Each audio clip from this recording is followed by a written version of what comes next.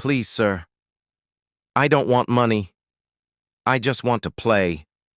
The girl's voice was trembling, barely louder than a whisper, but it carried through the grand hall like a fragile secret struggling to survive. Her coat was torn, her shoes mismatched, and her face smudged with the dirt of nights spent on the street. The audience, dressed in tuxedos and gowns, turned to look at her as though an intruder had dared to breathe in a temple reserved for the elite. "What did she say?" Someone near the front muttered, laughter already bubbling at the edges of their voice. The girl swallowed hard, clutching the straps of her ragged backpack, as though it was the only thing keeping her upright. Her eyes darted between the golden chandeliers, the polished piano, and the faces staring at her like she was nothing but an interruption.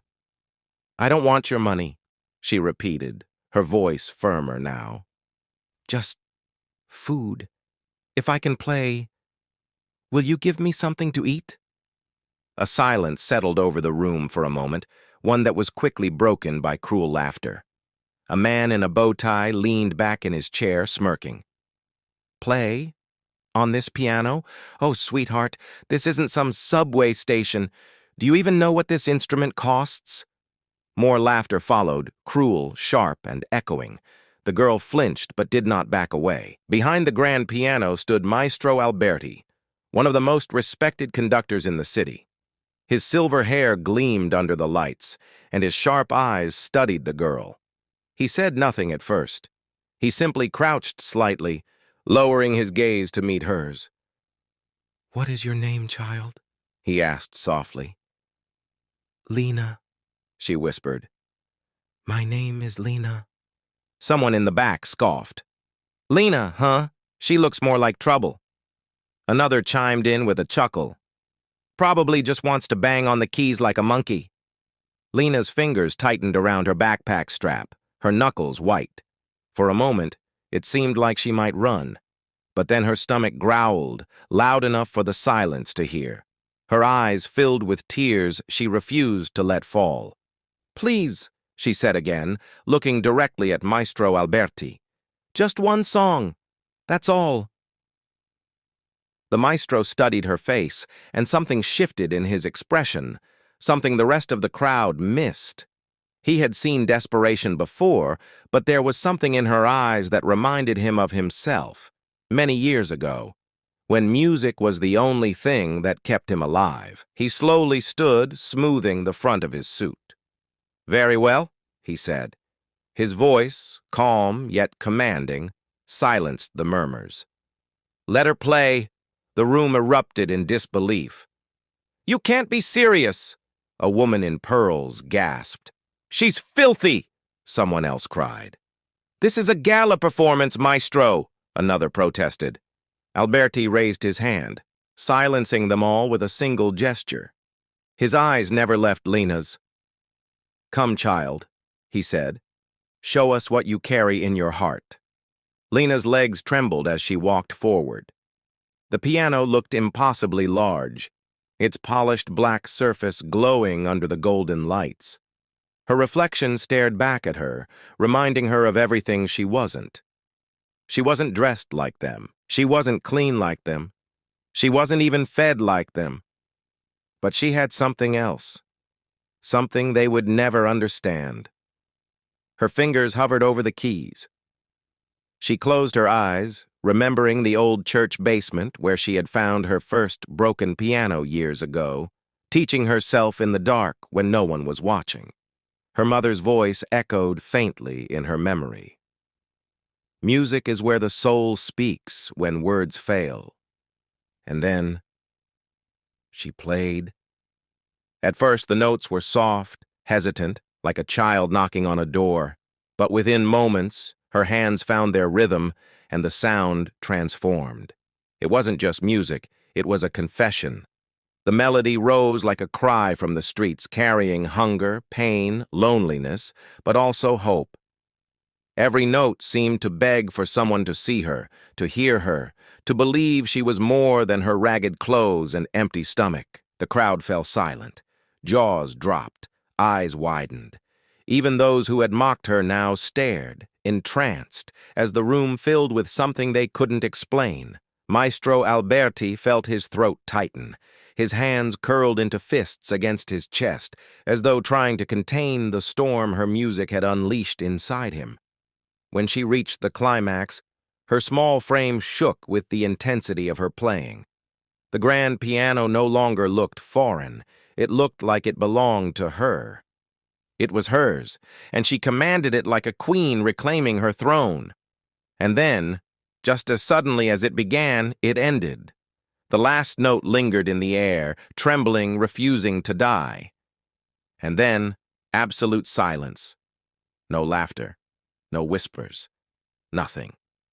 Lena slowly lifted her hands from the keys. Her chest rose and fell rapidly, her breath heavy. She turned toward the crowd, but her eyes dropped quickly to the floor, afraid to see their faces, afraid of rejection. Then came a single sound. Clap! Everyone turned. Maestro Alberti was standing, his hands slowly coming together, his eyes glistening. "Bravo," he whispered, though it carried across the silent hall. "Bravo, child." For a moment, no one else moved. And then, one by one, the applause grew. Reluctant at first, but undeniable. The same mouths that had mocked her now opened in awe. Lena's eyes filled with tears she couldn't hold back anymore. Her voice cracked as she whispered, "Does this mean I can have something to eat?" Alberti's chest tightened painfully. He walked toward her, ignoring the crowd, and placed a gentle hand on her shoulder. "You will never go hungry again, Lena," he said firmly. "Not as long as I live." The applause still thundered when Lena backed away from the piano, clutching her backpack to her chest as if someone might take it from her. She couldn't believe it. A room full of wealthy strangers, people who had laughed at her, called her dirty, told her she didn't belong, were clapping, for her, for the music she thought no one would ever care to hear. But the hunger was still there. The gnawing ache in her stomach reminded her this moment wasn't a dream. She looked up at Maestro Alberti, her wide eyes glistening. "Does this really mean I can eat?" she asked again, softly, almost as if she was afraid the applause would vanish the moment she spoke. Alberti crouched so he could meet her gaze at eye level. "Yes, Lena. You can eat, and you will eat. Tonight, tomorrow, and every day after that. You have my word." The audience's applause softened into murmurs. Some clapped a little longer, others exchanged uneasy glances, and a few folded their arms, whispering things like, "This is outrageous. She's just a homeless girl. What does he see in her? She doesn't belong here." But Alberti didn't care. He turned to the butler standing by the golden double doors. "Bring food, now, as much as she wants." The butler hesitated, looking to the patrons in confusion. Alberti's voice thundered across the hall. "Now!" The man rushed out without another word. Lena stood frozen, her trembling hands still pressed against her backpack straps. A tall, thin man in a black tuxedo, one of the patrons, stepped forward, his face twisted in disbelief. "Maestro," he said sharply, "you cannot be serious. This is a private gala. That instrument cost more than this girl will see in a lifetime. Allowing her to touch it—" "Allowing her?" Alberti cut in, his voice sharp as a blade. "She commanded it. Did you not hear? That girl spoke through music what many of you cannot express even with words." The man's face flushed. "She's a street rat. She has no place here. People will laugh at you, Maestro, at all of us." The room held its breath. Lena shrank back, pulling the straps of her backpack tighter. Alberti turned, his silver hair catching the golden light as he faced the man directly. "They can laugh at me if they want, but tonight they witnessed something they will never forget. And as for her—" He placed a protective hand on Lena's shoulder. "This child belongs wherever her music takes her. And if that frightens you, then perhaps you are the one who doesn't belong here." The hall erupted again, half the audience gasping in offense, the other half whispering in awe. Before more words could be exchanged, the butler returned, struggling with a tray piled high with bread, fruit, cheese, and steaming bowls of soup. The smell alone made Lena's knees weak. Her eyes widened. All of this for me? Yes, Alberti said softly. Eat, child, as much as you want. She sat on the edge of the piano bench, her fingers trembling as she tore into the bread. She ate quickly at first, like a starving animal, but slowed down when she noticed the entire room still staring at her. For a moment, shame burned her cheeks. Alberti leaned down and whispered, "Do not be ashamed of hunger, Lena. It is not your fault. Tonight, let them see what hunger looks like. Let them remember." Lena's throat tightened as she swallowed another piece of bread. Tears pricked her eyes. She hadn't heard anyone speak to her like that in years. One of the younger patrons, a man no older than 30, suddenly stepped forward. "Maestro, with all due respect, what do you plan to do with her? Feed her for one night and send her back to the streets?" Alberti's jaw tightened. He glanced at Lena, then back at the crowd. "No, I will not abandon her." "You can't adopt every stray that walks into a concert hall," another woman scoffed. Lena's hands froze mid-bite. She lowered the bread slowly, her chest aching at the word stray. "I'm not a stray," she said, her voice breaking. I'm a person." Her words hung in the air like a fragile truth. For the first time, the laughter died completely. Alberti looked down at her, his chest swelling with pride. "Yes, you are Lena, and from this day forward, everyone in this city will know your name." The crowd erupted in mixed voices again, some outraged, some intrigued, some whispering eagerly about the story that would make headlines by morning. But Lena didn't care about the crowd. For the first time in a very long time, she felt seen, and that feeling was worth more than the food she held in her hands. When she finally slowed down, wiping her mouth with the sleeve of her torn coat, Alberti knelt beside her. "Lena," he said gently, "tell me, where did you learn to play like that?" She hesitated, her eyes dropping to the floor. "There was an old church near the shelter. They had a broken piano in the basement.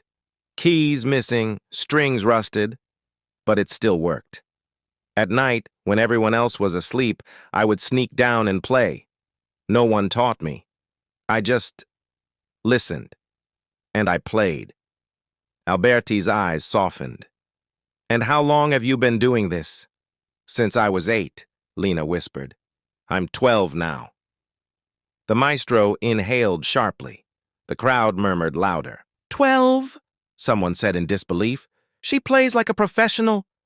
This is impossible." But Alberti only smiled faintly. "No, not impossible, rare, precious, a gift." He stood, his voice rising with authority. "Ladies and gentlemen, you have witnessed greatness tonight, and mark my words, you will hear her name again, Lena, the girl who turned hunger into harmony." The applause returned, louder this time, though still divided between genuine awe and reluctant acceptance. Lena's heart pounded. She wasn't sure what was happening, only that her world was changing right before her eyes. But outside the golden doors, on the cold streets of the city, shadows waited. Not everyone would celebrate her gift. Some would want to silence it, some would want to use it, and some would never let her forget where she came from. For tonight, though, she ate until she was full. And for the first time in years, she fell asleep with hope. Morning light spilled through the high windows of the concert hall, casting gold streaks on the polished floor. Lena sat quietly at the piano, her fingers drifting across the keys as though she was whispering secrets to them. She had barely slept. The warmth of food had soothed her stomach, but her heart still raced with a mixture of fear and wonder. Maestro Alberti stood nearby, watching her intently. He had canceled rehearsals for the morning, sending the orchestra away with nothing more than, "The greatest lesson you will ever learn cannot be rehearsed." "Lena," he said gently, "you have a gift the world needs to hear. But gifts like yours, they attract envy. You must be ready." Lena looked up at him, her wide eyes uncertain. "Why would anyone hate me for playing music?" Alberti sighed, resting a hand on the piano. "Because some people do not see music when they look at you.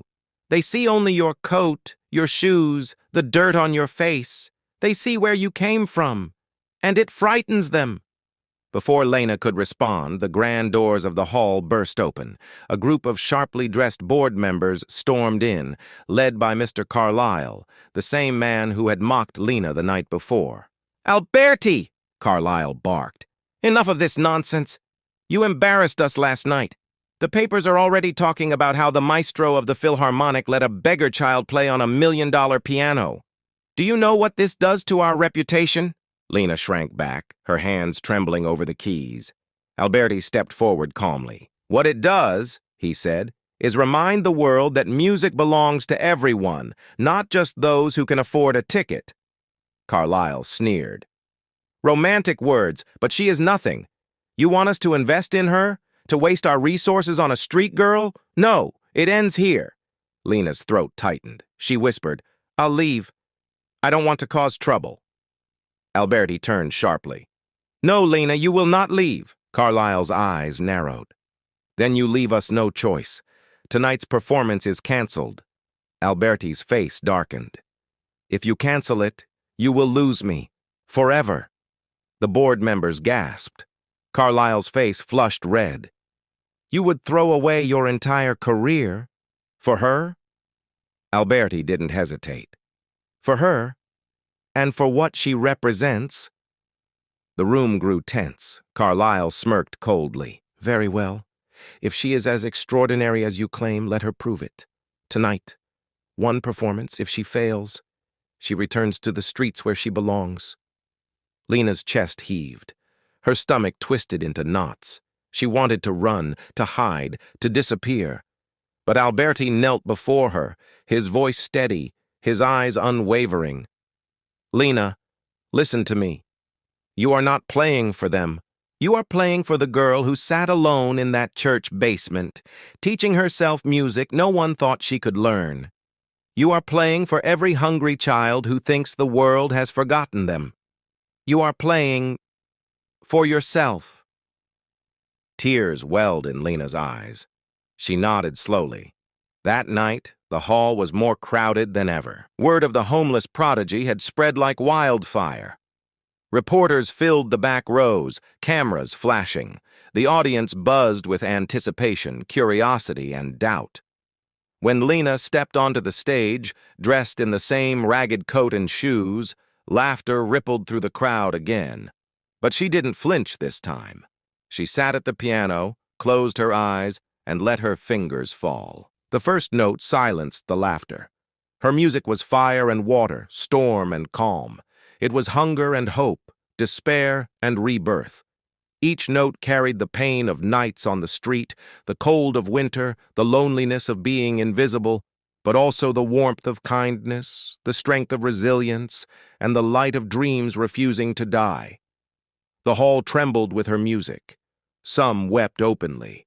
Some gripped their seats as though afraid the sound might carry them away. Even Carlyle, stone-faced in the shadows, could not deny the truth. She was extraordinary. When the final note rang out, Lena lifted her hands slowly, her small chest heaving. Silence filled the hall again, thick and endless. And then, the explosion. Applause louder than thunder. Cheers that shook the chandeliers. People rose to their feet, shouting her name, clapping until their hands stung. Alberti walked to the stage, tears streaming down his face. He lifted Lena's hand high into the air. "Ladies and gentlemen," he declared, his voice breaking, "remember this night. Remember this name. Lena." The crowd roared. Bitter. For Lena, it was overwhelming. For the first time in her life, she wasn't invisible. She wasn't astray. She wasn't a beggar. She was an artist. Later that night, as the hall emptied, Lena sat alone at the piano. Alberti joined her quietly. "Do you see now?" he asked. She nodded, wiping her eyes. "I was so scared. But when I played, it felt like I wasn't hungry anymore.